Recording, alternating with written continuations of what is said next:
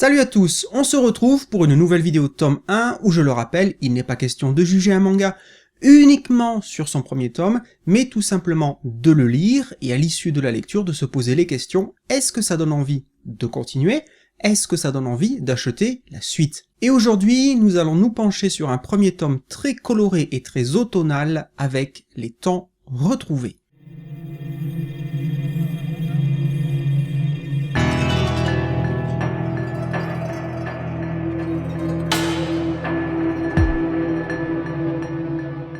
Les temps retrouvés vient tout juste de sortir, au mois de septembre, chez Kiun, dans leur collection Latitude. Il est en grand format, fait à peu près 160 pages, et chose rare dans le monde des mangas, il est intégralement en couleur, ce qui est d'ores et déjà un bon point, mais j'y reviendrai un peu plus tard. Au scénario, on retrouve Kei Fuji, et au dessin, Kokoro Hirai, un duo qui nous avait déjà proposé Sous un ciel nouveau, en 2018, toujours chez Kiun. Pour ce qui est du synopsis, nous allons suivre la petite vie sans histoire d'un homme d'un certain âge qui passe son temps soit chez lui avec son fils, sa belle-fille et leurs 2 enfants, soit à s'occuper notamment du jardinage dans un centre pour seniors. Là, il y retrouve 2 de ses amis et ils passent leur temps à discuter de la vie, de la retraite, et tout simplement du temps qui passe. Mais notre septuagénaire a une particularité, c'est celle d'avoir perdu son épouse il y a 5 ans de cela. Ainsi, malgré les amis, la famille et ses quelques loisirs, on peut voir qu'en réalité il se sent très seul et que le décès de sa femme est encore très présent dans son esprit.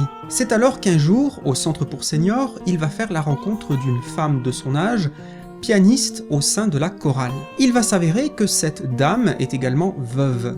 De cette rencontre va très rapidement naître une amitié, une complicité et peut-être plus. À partir de là, la question justement de cette relation va imposer à nos 2 personnages de s'interroger sur ce qu'ils veulent pour les dernières années qu'il leur reste à vivre. Également, cela va amener le thème du deuil, à savoir s'ils peuvent dire adieu pour de bon à leurs compagnons passés respectifs. Je vais m'arrêter là pour ce qui est de l'histoire et je vous laisse découvrir le reste. Alors très honnêtement, je dois dire qu'il m'est assez difficile de trouver de véritables points négatifs concernant ce premier tome, et je vais donc vous parler immédiatement du seul petit problème que j'ai eu, et puis on passera à mon avis global. En effet, cette lecture aurait pu être à mes yeux presque parfaite, dans le sens où elle était très agréable sur presque toute la longueur, sauf dans les 20 dernières pages. Alors évidemment, puisque c'est quelque chose qui se passe à la toute fin, je vous rassure, je ne veux pas vraiment vous en parler dans le détail, sinon je vous gâcherai complètement la surprise. Mais pour faire simple, à la fin du tome, il y a un petit retournement de situation où certains personnages secondaires ont une attitude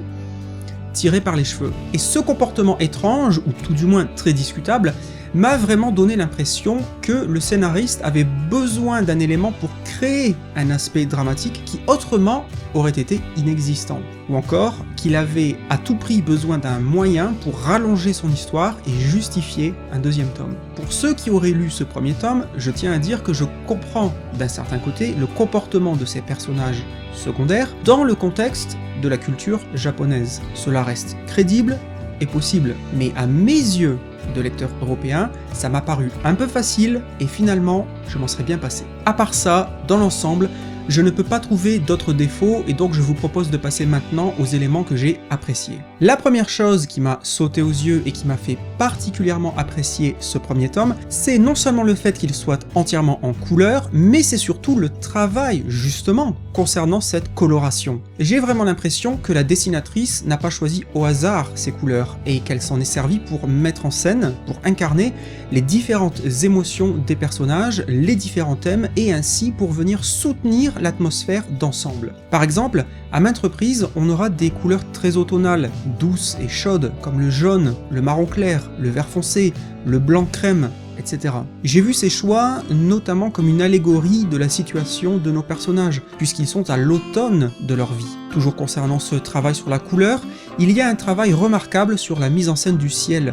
De mémoire, j'ai rarement vu une telle diversité concernant sa représentation dans un manga. Ici, on le verra afficher du bleu, du rose pâle, de l'orange, du jaune, de l'azur ou encore du gris tout nuageux. Toutes ces variations sont peut-être le reflet des sentiments et des états d'âme de nos personnages. Tout ça pour dire que non seulement le fait d'avoir ce livre entièrement en couleur est original, mais qu'on voit bien que ce choix visuel n'est pas anodin. Une seconde chose que j'ai appréciée, c'est tout simplement le travail de l'édition que nous offre Ki-hoon. Comme avec Sous un ciel nouveau, nous avons droit à une couverture légèrement en relief, qui rappelle au toucher un peu la sensation du papier canson, pour ceux qui s'en souviennent. Sans oublier le fait que le manga soit présenté en grand format, ce qui permet de profiter encore plus du dessin. Ce dessin, d'ailleurs, parle pour lui-même avec des traits réalistes, aussi bien dans la représentation architecturale d'un Japon urbain, que dans la représentation des divers kidam. Après le dessin et le travail d'édition, j'ai tout simplement apprécié ce premier tome pour son histoire touchante,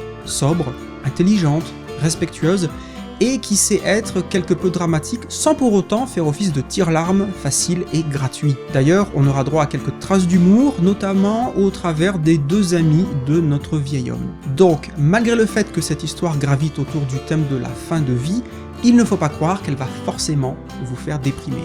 Je crois que j'ai suffisamment parlé, je vais alors répondre à la question initiale. Est-ce que ça donne envie d'acheter la suite? Même si j'imagine qu'il est assez facile de deviner ma réponse. Trêve de suspense, je réponds donc naturellement oui.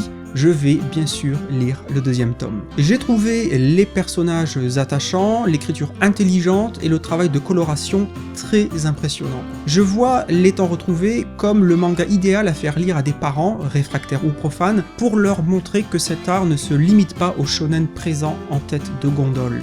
Donc, pour le dire très clairement, vous avez ma bénédiction pour vous lancer dans cette série, qui sera d'ailleurs terminée en seulement 2 tomes, donc ça ne mange pas de pain. J'espère que ma vidéo vous aura été utile et qu'elle vous aura donné envie de lire, bien sûr. Je vous remercie énormément d'avoir regardé, n'hésitez pas à me laisser un commentaire et éventuellement un pouce vers le haut pour aider au référencement et à la visibilité de la chaîne. Vous pourrez trouver dans la description de la vidéo des liens pour Amazon et pour la Fnac si vous souhaitez acheter ce manga sur ces plateformes, ce qui vous permet de financer de manière passive mon travail. Vous trouverez également dans la description des liens pour tous mes réseaux sociaux, bien sûr. Une fois de plus, un grand merci d'avoir regardé, et je vous dis à très bientôt pour une nouvelle vidéo. D'ici là, n'oubliez pas, restez curieux.